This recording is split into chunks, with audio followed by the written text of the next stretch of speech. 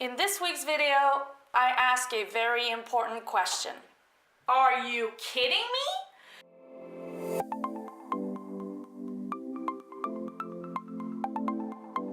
Hi guys, and welcome back to my channel. For those of you who are new, please hit the subscribe button and join the Diabetes Army. And today I'm sharing a little story with you. It's Valentine's Day. Happy V-Day to everyone out there. And remember that Valentine's Day is spending time with loved ones. It's not about candy and flowers and jewelry. It's really about the love that you share for one another. And speaking of which, I think that as a type 1 diabetic, I'm 33 years old and I had a great family, and I still have a great family that supported me with my type 1 diabetes. But growing up and, wanting to date and wanting to be with someone, I think someone that will care for you and understand, or try to understand at least, what is to live with type 1 diabetes is very important. I was once on a date. I was in a long-term relationship from the age of 20 until I was 27 or so. And then my fiance, Thomas, and I started dating when I was around 31. So I had like a 4-year gap of being single and meeting different people and whatnot. And I went on a date with this guy I had met at a party. Now, I may look very, like an extrovert and very easygoing, but I'm quite a shy person, especially when it comes to a relationship. I don't really open up quite easily. But, at this party, this guy seemed really nice, and I kind of hope he knows I'm talking about him right now. So we decided to go on a date. And at that party, I don't go up to people and say, "Hi, my name is Christine, I have type 1 diabetes." It's not the first thing that comes to mind when I meet strangers. And I didn't do anything, I call it noticeably diabetic that day. I didn't test my blood sugar. I went to the bathroom to do so because there was more lighting. Same thing for giving and shooting up insulin. I was just, it was a very dark space and dimly lit. So I did all of that in the bathroom, so he had no clue I had type 1 diabetes. We went on that date, and we're sitting and chatting, and at one point I started feeling a little bit woozy, and it wasn't because we were drinking alcohol. I was being I could feel that a low blood sugar attack was coming. He excused himself to go to the bathroom, and I took the opportunity to test my blood sugar. It's low, I had to react, and we were at a bar where I knew the bartender, and I kindly asked him if he could bring me an orange juice.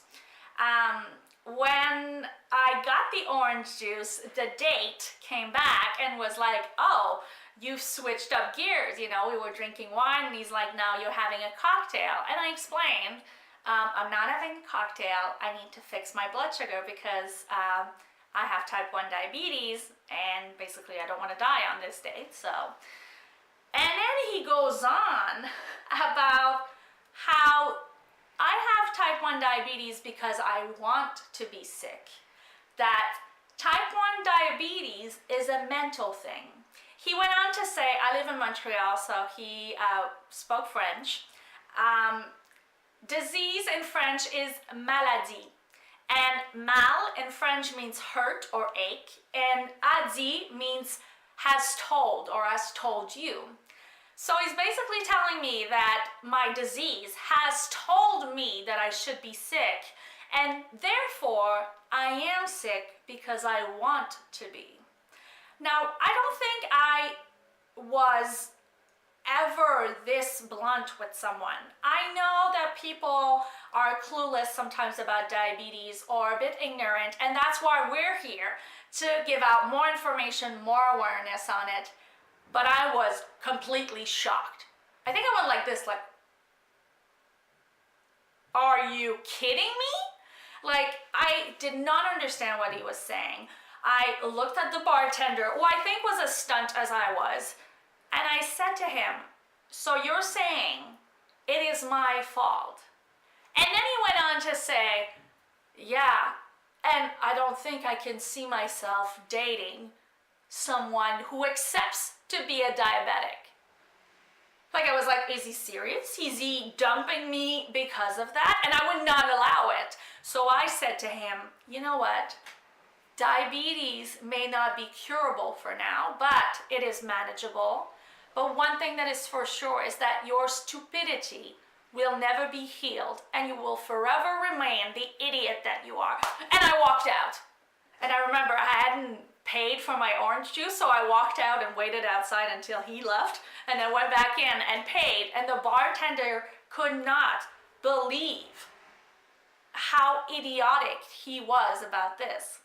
So now I can think of this story and totally laugh because it's completely ridiculous, but I also can tell you to make sure to be with someone who loves you no matter what, who understands that sometimes when you're low, you're gonna be a little bit irritable, and sometimes when you're high, you're gonna be tired and you're not gonna wanna go out or do something crazy. I mean, my fiance Thomas, I'm really lucky. He is always there, tries his best to understand, and will let me live my life with type 1 diabetes and recognize that, first of all, I don't want it, but I still get up every day and fight for it.